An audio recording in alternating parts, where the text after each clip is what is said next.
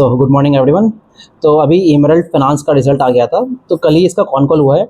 तो con call में क्या क्या पॉइंट्स रहे हैं इस वीडियो में हम लोग डिस्कस करेंगे। तो सबसे पहले अगर मैं ब्रीफ में इसके बिजनेस मॉडल के बारे में बात करूँ तो इनका बिजनेस मॉडल क्या है। तो बेसिकली अभी जैसे देख रहे हैं ना, तो इंडिया में ये जो पर्टिकुलर बिजनेस है, ये आपका जो अर्ली वेज एक्सेस मॉडल है, इसको बेसिकली इंडिया में लेके आए हैं। तो पहले ये जो मॉडल है यूएस में काफ़ी सक्सेसफुल रहा है, और फिर वहाँ से ये ट्रांसफ़र होकर एक तरह से आप देखेंगे तो इंडोनेशिया वगैरह वगैरह कंट्रीज़ में आया। तो वहाँ पे जो भी बड़े बड़े बड़े कॉर्पोरेट्स हैं जो इस पर्टिकुलर सेक्टर में काम करते हैं, अगर आप उनके टोटल नंबर ऑफ कितने बिजनेसेस को सर्व करते हैं और टोटल नंबर ऑफ कितने सैलरीड एम्प्लॉइज़ को सर्व करते हैं, तो वो आपके 1 लाख या उससे भी ज़्यादा है। तो अभी तो इनके जितने भी एक्टिव क्लाइंट्स हैं वो आपके कितने 2000 या 2500 के बीच में है। तो बेसिकली वहाँ से हमें स्कोप काफ़ी ज़्यादा दिखता है। और अभी ये लोग काम क्या करते हैं, अपने इनके कई सारे प्रोडक्ट्स होते हैं। तो पहला जो इनका अर्ली वेज एक्सेस वाला प्रोडक्ट है, इसके वाया ये लोग करते क्या है, तो ये लोग जो अपने इनके एम्प्लॉइज़ होता है उसको जो मंथ खत्म होने के पहले ही कुछ सैलरी उनके अकाउंट में क्रेडिट कर देते हैं, और उसके अकॉर्डिंग जो इनके कॉर्पोरेट्स होते हैं उसकी चेकिंग ऑलरेडी की हुई होती है इन्होंने, और उसके अकॉर्डिंग जो मनी डिडक्ट होना है वो डायरेक्टली वाया द कॉर्पोरेट्स हो जाता है। और इसके बेसिस पे जो एमरल्ड फाइनेंस है कुछ एक particular amount of processing fees charge करता है, जो कि अराउंड 1.5 से 2% के बीच में होता है ना। तो उसको जब आप एनालाइज बेसिस पे करोगे तो आप थोड़ा वो उसको एसजी फिनसर्व के बिजनेस मॉडल से भी रिलेट कर सकते हो, है ना। तो ऑन दैट पर्टिकुलर वे ये लोग अराउंड आप देखेंगे ना, तो वो जो ये लोग लोन्स देते हैं उस पर अराउंड 25 से 30% का बेसिकली आईआरआर चार्ज कर लेते हैं एक तरह से। इसके अलावा इनका क्या और सेगमेंट है, अभी जैसे रिसेंटली आप लास्ट क्वार्टर में देखेंगे इन्होंने कुछ बात किया था, वो बिल डिस्काउंटिंग वाले मॉडल में भी जाने की बात कर रहे थे ये लोग। बट आई थिंक इन्होंने उसको अभी के लिए पॉज किया है, जैसे भी इकोनॉमी में थोड़े इशूज़ आ रहे थे, जो इतनी अनसर्टनिटीज़ है, तो वहाँ पे इन्होंने बिल डिस्काउंटिंग वालों को थोड़ा पॉज में रखा है। इसके अलावा इन्होंने अभी ये जो है ना इनका अनसिक्योर्ड पर्सनल लोन्स उसको भी स्टार्ट किया है ना। तो उसमें ये लोग एम्प्लॉइज़ को कुछ शॉर्ट टर्म के लिए 6-8 महीने के लिए लोन्स देते हैं, और अगेन सिमिलरली उसी को हर मंथ बेसिस पे जो इनके कॉर्पोरेट एम्प्लॉइज़ होता है, जो इनका एम्प्लॉयर होता है, उससे वो सैलरी से वो मनी डिडक्ट हो जाता है ना। तो दैट इज़ द थिंग। और अगेन उसमें भी इनका बेसिकली रिस्क कैसे मैनेज करते हैं, अगर कोई एम्प्लॉय ने ऑलरेडी अर्ली वेज एक्सेस लिया हुआ है तो वहाँ पे ये उस एम्प्लॉइज़ को नहीं देते हैं, है ना। तो ये है। अब जो इनका पूरा बिजनेस मॉडल है ना, ये आप देखेंगे कि ये बिल्कुल टेक ड्रिवन मॉडल है ना। तो इसलिए जो इनके नंबर ऑफ एम्प्लॉइज होते हैं वो बहुत ही कम होते हैं, और ये जो इनका बिजनेस मॉडल है ये काफ़ी स्केलेबल है ना। सो ये इनका बिजनेस मॉडल है। तो अभी जैसे इन्होंने लास्ट ईयर अगर आप देखोगे ना, तो जो इनका अभी का टारगेट है, मतलब लास्ट ईयर आई थिंक इनका 2 से 3 करोड़ के आसपास मंथली डिसबर्समेंट था इनका अर्ली वेज एक्सेस वाले मॉडल की तरफ से, है ना। तो अभी जैसे देख रहे हैं हम लोग, वो बढ़ के आपका 6 करोड़ पर मंथ के हिसाब से हो गया है, मतलब approximately month on month 6 crore के आसपास डिसबर्स करते हैं। और इस साल का जो उन्होंने टारगेट दिया था लास्ट क्वार्टर में या फिर लास्ट फाइनेंशियल ईयर के एंड होने के आसपास, तो वहाँ पे इन्होंने अप्रॉक्सीमेट बोला था कि हम अराउंड 15 करोड़ पर मंथ के आसपास मंथली डिसबर्समेंट करेंगे, है ना। तो ये है इनका ईडब्ल्यू एक्सेस वाला प्रोडक्ट। अब जो इनका आप ईडब्ल्यू ए वाला जो प्रोडक्ट है ना, इसको बेसिकली आप एक मतलब बेसिकली कस्टमर ऑनबोर्डिंग स्ट्रेटेजी मानिए, है ना, जहाँ से ऑफकोर्स ये लोग प्रोसेसिंग फी भी अर्न करते हैं। तो ये बेसिकली जो इसका बिजनेस मॉडल है, अगर आपको कंपेयर करना है इंडिया में किसी और बिजनेस मॉडल से, तो आई थिंक बजाज फाइनेंस से थोड़ा सा उसके जो आपको कंज्यूमर वाला जो लोन्स देते हैं उससे थोड़े से रिलेटेबल है। अदरवाइज इस तरह का मॉडल अभी तो इंडिया में लिस्टेड स्टेटस में तो बिल्कुल ही नहीं है। सो ये है। अब जब ये लोग आपका जो ईडब्ल्यू प्रोडक्ट देते हैं, वहाँ से ये लोग क्रॉस सेल करते हैं। क्रॉस सेल करते हैं मतलब क्या क्या प्रोडक्ट्स क्रॉस सेल कर सकते हैं।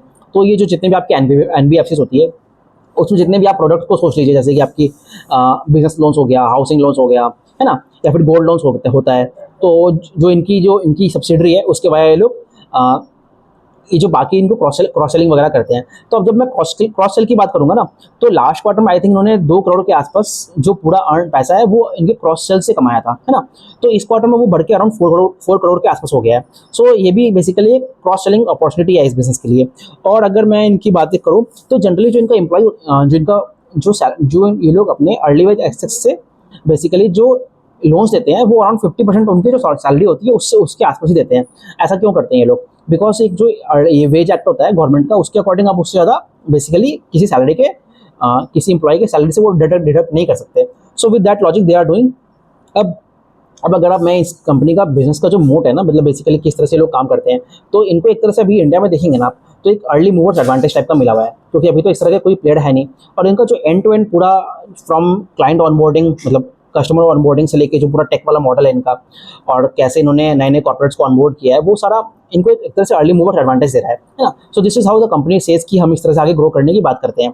सो ये हो गया। और जब अब बात करते हैं हम लोग इनका जो रिजल्ट्स आए हैं, तो पिछले अगर आप कुछ क्वार्टर्स देखोगे ना, तो वहाँ से कंसिस्टेंटली इनका परफॉर्मेंस रहा है। अब एक क्वेश्चन सबसे पहले एक ही करके क्वेश्चन को टारगेट करते हैं। सो फर्स्ट अगर आप देखेंगे तो क्वार्टर ऑन क्वार्टर जो है, पिछले क्वार्टर में भी इनका जो रेट ऑफ ग्रोथ था वो कम हुआ था, और इस क्वार्टर में भी जो इनका रेट ऑफ ग्रोथ है वो हमें कम दिख रहा है। ऐसा क्यों है?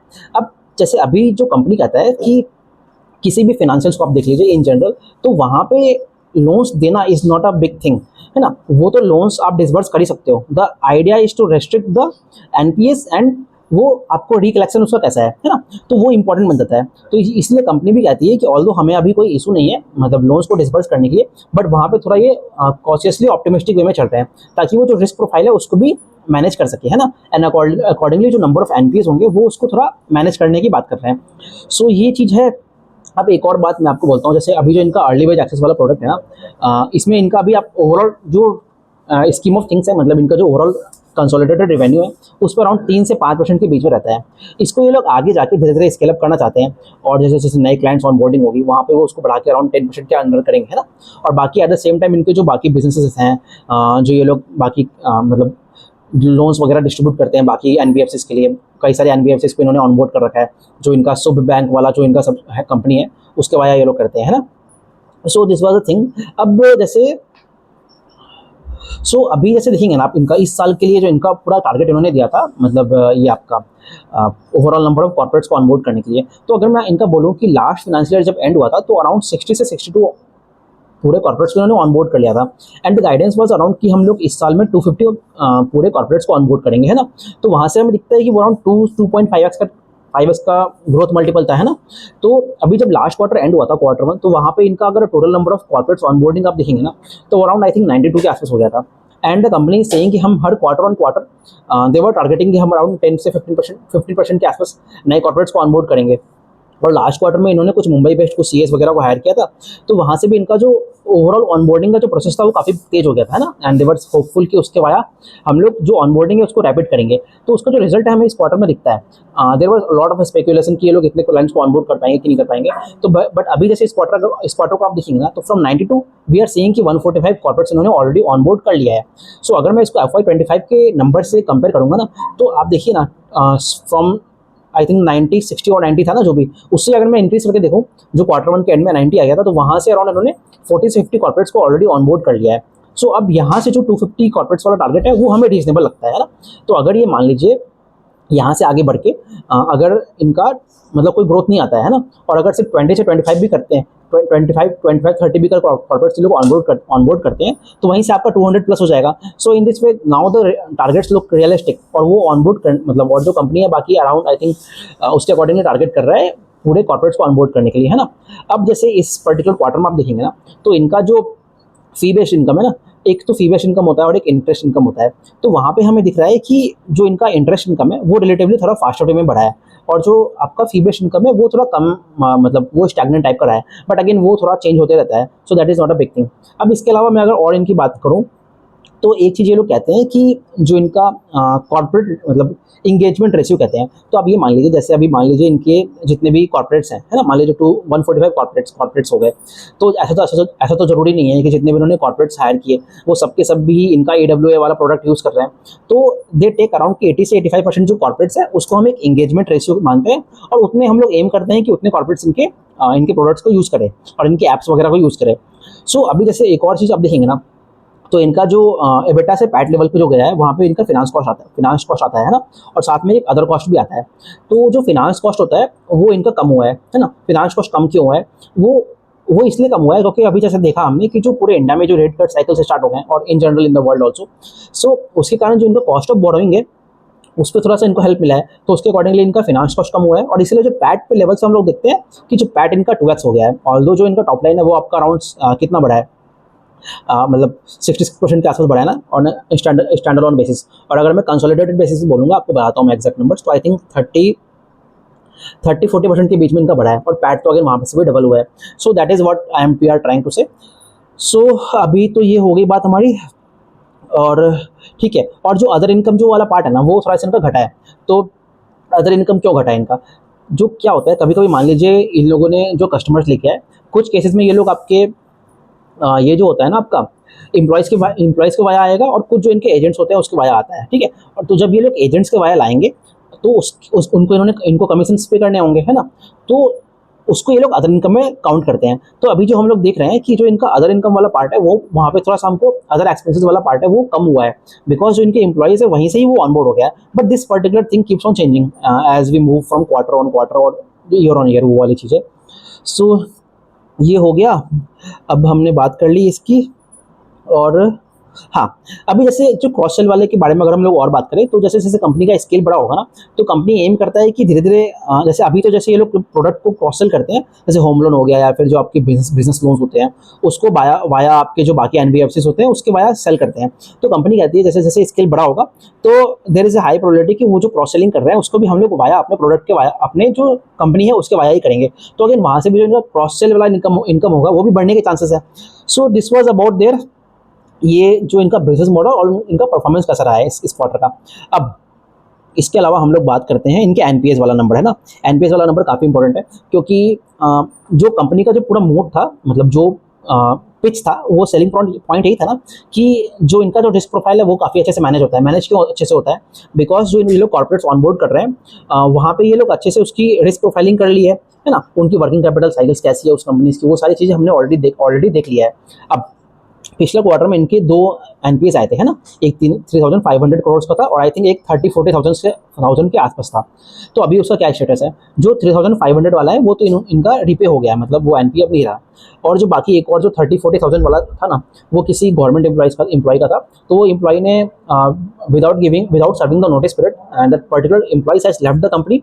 सो अकॉर्डिंगली पहले जो इनको वो पैसा रिकवर करना होता था वो आप कॉर्पोरेट से करते थे, लेकिन इस केस में जो पैसा रिकवर करना है वो कंपनी को खुद से करना पड़ेगा। And the company is saying कि वी आर होपफुल कि हम उस पैसे को अभी भी रिकवर कर लेंगे, बट अगेन वो चीज़ हमें देखनी होगी, ठीक है। और तो अभी के लिए वो वाला जो इनका एनपीए है that is right return of, ठीक है। इसके अलावा इस क्वार्टर में इनके जो दो एनपीएस और आए हैं, तो एक तो आप इनका कितना एनपीए आया है, एक ज़्यादा अमाउंट का इनका एनपीए आया नहीं है। तो अगर आप देखेंगे ना इनका कितना, एक एनपीए इनका आया है, दो ईडब्ल्यू अर्ली वेज एक्सेस वाले प्रोग्राम पे आए हैं, ठीक है। एक आपका 8,000 रुपीज़ का आया है और एक 6,000 रुपीज़ का आया है। अब ये जो दोनों एनपीएस है ना, these two are not NPS, rather these are दो आपका जो 30+ डीपीडी होती है ना, मतलब बेसिकली एक मंथ से उस एम्प्लॉय ने अपनी फर्स्ट ईएमआई को मिस किया है, अभी तक वो एनपीए में कन्वर्ट नहीं हुआ है। And the company is hopeful कि हम लोग उसको रिकवर कर लेंगे। सो दिस इज द थिंग। और बाकी एक इनका छोटा सा एनपीए इसमें भी आया है, बिजनेस लोन्स में भी आया है। सो अगर आप ओवरऑल जो एनपीए का नंबर्स देखोगे ना, वो बहुत ही नेग्लिजिबल है एज कम्पेयर टू इनका जो ओवरऑल डिसबर्समेंट है। सो अगर मैं ऑन एन एवरेज मान लेता हूँ कि 40,000 का एनपीए है इनका भी एज ऑफ नाउ, और जो इस क्वार्टर में इनका डिसबर्समेंट हुआ था लास्ट मंथ में, तो अराउंड 6 करोड़ के आसपास था। तो उस बेसिस पे वी कैन सी कि जो इनका एनपीए का नंबर है काफ़ी कम है। एंड अगेन जो एनपीए वाली चीज़ होती है वो तो एक इनहेरेंट रिस्क होता है। आप कोई भी बिजनेस में जाओगे तो कोई भी तो आइडियल सिनेरियो है नहीं। So there is high probability कि वहाँ पे आपको एनपीएस वाला नंबर्स तो मिलेगा ही। That every company has to keep on उसको सॉल्व करने का दिखना पड़ेगा कंपनीज को, है ना। सो ये सारी चीज़ें हो गई एनपीएस के बारे में। अब हम लोग बात कर लेते हैं इनका जो डिसबर्समेंट वाला नंबर है। मैंने ऑलरेडी बोला अभी जो लास्ट ईयर खत्म हुआ था तो वहाँ पे 2 करोड़ पर मंथ के आसपास डिसबर्समेंट कर रहे थे।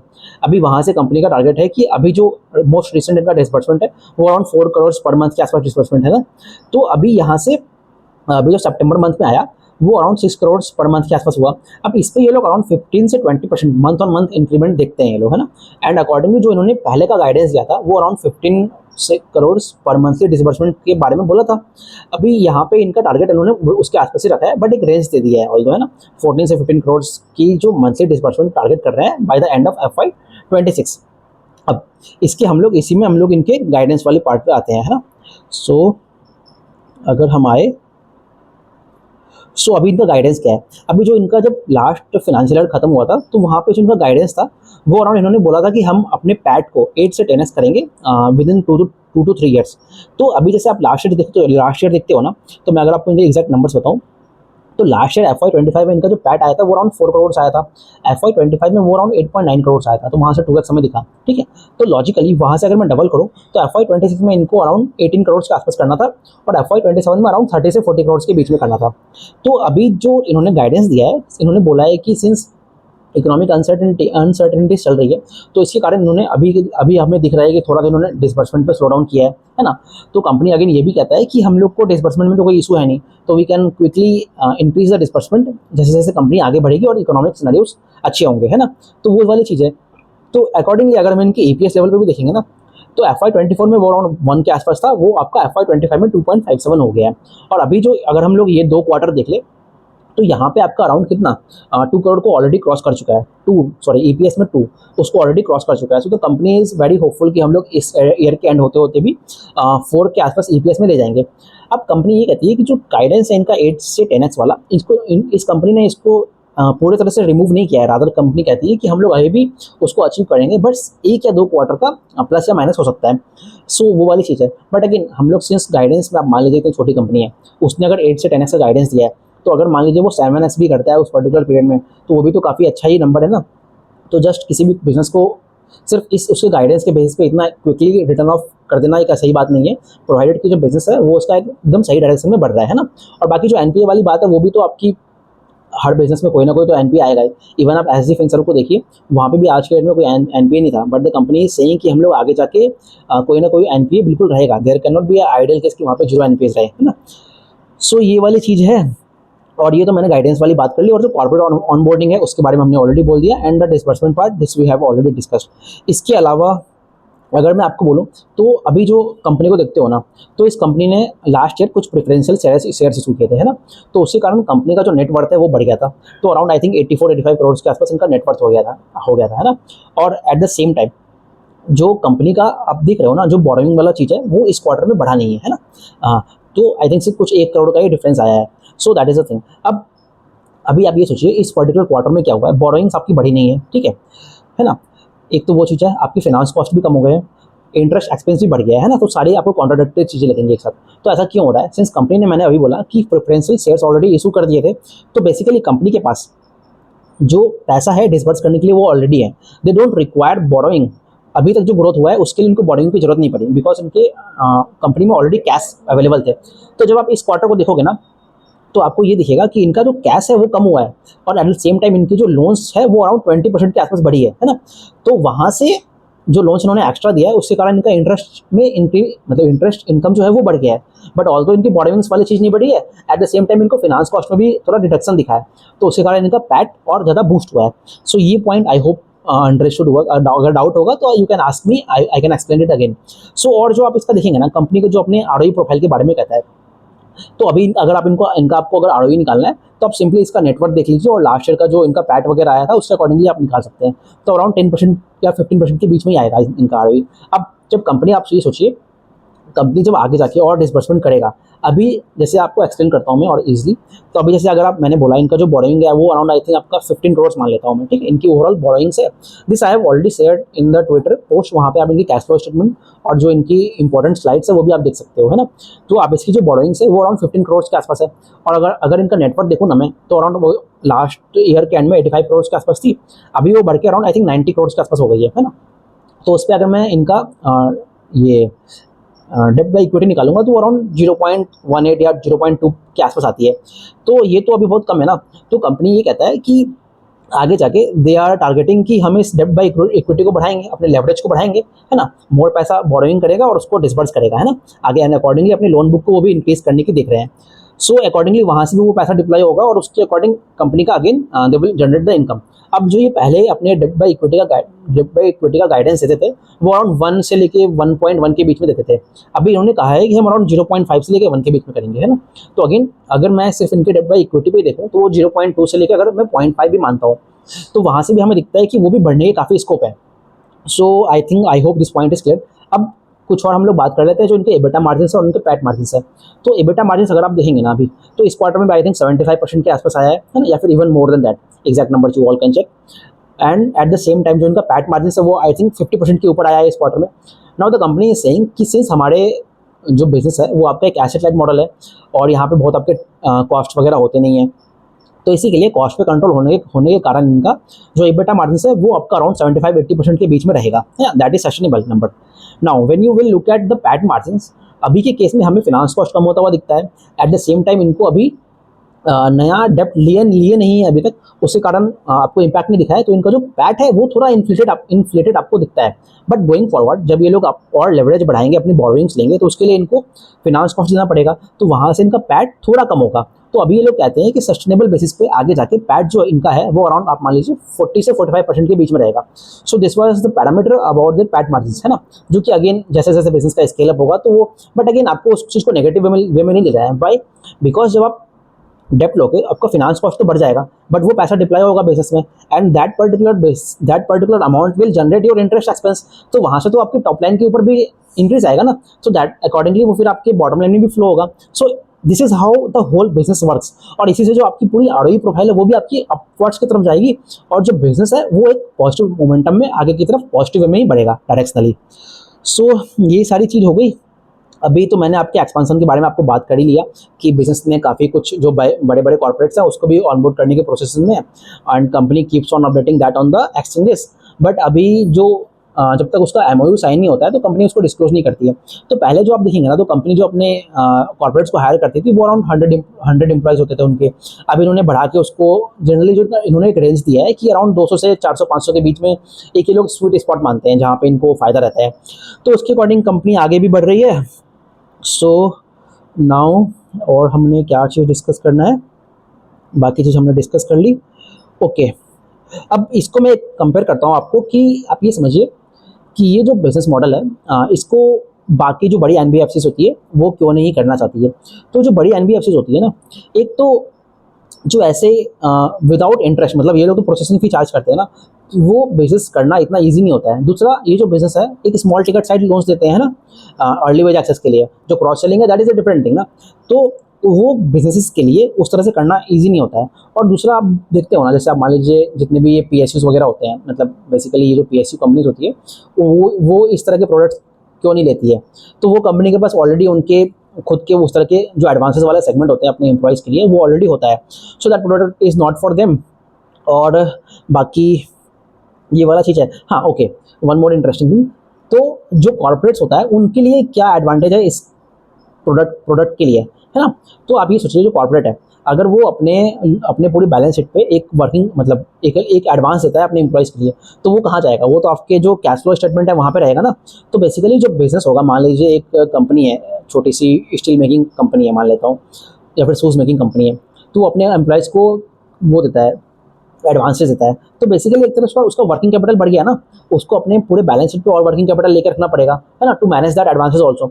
सो when a third party comes like Emerald Finance, तो वहाँ से जो वो आपका ये वाला सेगमेंट है ना, आपको जो वर्किंग कैपिटल होती है उस कंपनी की स्मूथ हो जाएगी। And basically Emerald here act as an solutions provider to that particular company, है ना।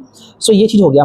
तो और दूसरा, आप मान लीजिए जो एम्प्लॉइज़ होगा, जो उनका एचआर का जो एक्सपेंसेस होगा, एचआर का जो हेडेक होगा वो भी कम हो जाएगा, बिकॉज जो ये जो हैसल फ्री वाला एमरल्ड फाइनेंस उसी चीज़ को हैसल फ्री वे में कर देगा। And the company can reduce this particular workload, जो कि एक नॉन प्रोडक्टिव वर्कलोड है ना उस कंपनी के लिए, तो वहाँ से ईजी हो जाएगा। तो इसीलिए एक तरह से ये विन विन सिचुएशन हो जाता है दोनों के लिए, है ना। सो ये वाली चीज़ है। और बाकी तो मैंने आपको जो स्केल है, जो अपॉर्चुनिटी टोटल एड्रेसेबल मार्केट है इंडिया में, अभी इनका पूरा एम्प्लॉय बेस कितना है वो आई थिंक मैं आपको एक्जैक्ट नंबर बोलता हूँ। अराउंड 2400 एम्प्लॉय, मतलब कितने कॉर्पोरेट्स के एम्प्लॉय इससे अर्ली वेज एक्सेस लेते हैं एज ऑफ नाउ, वो अराउंड 2400 के आसपास है। अब इंडोनेशियन एग्जाम्पल इन्होंने दिया है, वो अराउंड वहाँ पे अगर आप किसी कंपनी को देखोगे ना, वो आपके लैक्स हैं। तो अगेन आप टाइम को देखिए, कितना एक ह्यूज मार्केट है for them to penetrate, and India is of course one of the largest country in terms of population. So ये वाली चीज़ है। और बाकी मैंने फर्स्ट मूवर्स एडवांटेज के बारे में आपको ऑलरेडी बात कर ली। ओके, इस क्वार्टर में इन्होंने कुछ लीज बोल रहा हूँ, ये आपकी जो CSR एक्टिविटीज़ होती है वो भी कंपनी कह रही है। सो ये है। अब मैंने आपको कैश फ्लो स्टेटमेंट के बारे में बात कर ली। इन टर्म्स ऑफ बोरोइंग जो इनकी घटी, बोरोइंग अभी बढ़ी नहीं है, और लोन बुक इनका बढ़ा है, उसका कैसा रिलेशन है आपका इनके इंटरेस्ट इनकम से, वो भी हमने डिस्कस कर लिया। और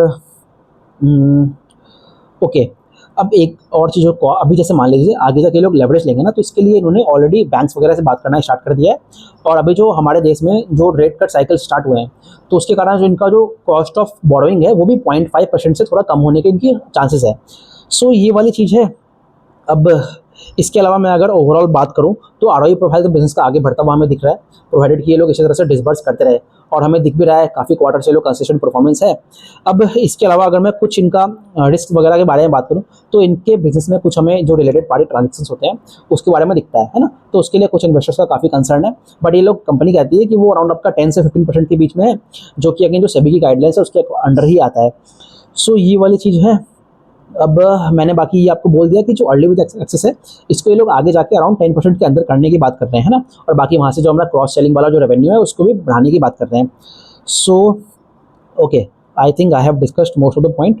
सो ओवरऑल अगर मैं इनकी पूरे बात करूँ बिजनेस के परफॉर्मेंस के बारे में, ठीक है, तो आपको जो अगर मैं ओवरऑल जो पैट लेवल पे है जिन्होंने कंपनी ने कहा है कि जो 8 से 10x करना है, वहाँ पे आपको ये दिख सकता है कि there is a delay of 1 और 2 क्वार्टर, बट जस्ट उसी को देखना एक मायोपिक व्यू हो जाएगा from my point of view, because जो बिजनेस है वो कंसिस्टेंटली प्रॉफिटेबल बिजनेस है और आगे जाके अच्छे से एग्जीक्यूट भी कर रहा है, खास करके जो इनका क्लाइंट ऑन बोर्डिंग हो गया है, फिर जो डिसबर्समेंट वाला पार्ट है ना, उन सभी चीज़ों पर अपने गाइडेंस को फुलफिल कर रहे हैं।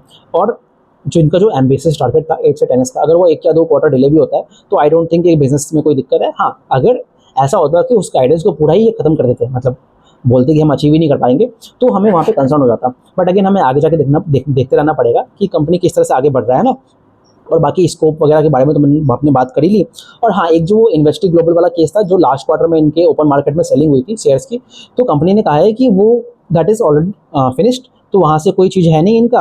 और बाकी ये लोगों ने अभी अपना एक ऐप भी लॉन्च किया है, और बाकी ये लोग अपना AI वगैरह का यूज़ करते हैं अपने प्रोसेस वगैरह के लिए। And this was all the things I wanted to discuss about this particular company. Now अभी जैसे आप आगे देखेंगे ना, तो ये हर मंथ ऑन मंथ ये लोग अराउंड 20 से 25 कॉर्पोरेट्स को ऑनबोर्ड करना चाहते हैं।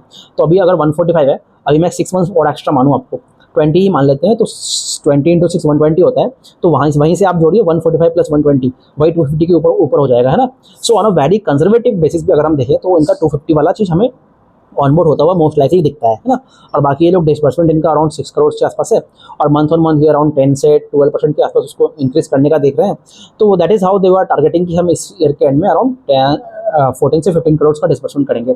सो आई थिंक ओवरऑल एक काफ़ी अच्छा नंबर है इस कंपनी का। कंपनी पूरे ही एक पॉजिटिव डायरेक्शन में जा रही है। We will keep on tracking this particular company, देखेंगे कैसे इनकी बोरोइंग वाली चीज़ है आगे वाले क्वार्टर्स में कैसे इंप्रूव होती है। सो इस बिज़नेस के लिए है ना, अगर ये मान लीजिए अपने जो रिस्क फैक्टर्स हैं जो कॉर्पोरेट्स वगैरह का है उसको मैनेज कर ले, फर्स्ट थिंग। दूसरा, अगर अपने वर्किंग कैपिटल्स को ये लोग मैनेज करेंगे तो ये बिजनेस काफ़ी अच्छे से आगे बढ़ सकता है। And we will keep on tracking all the segments. So I hope I have explain all the points. Thank you very much.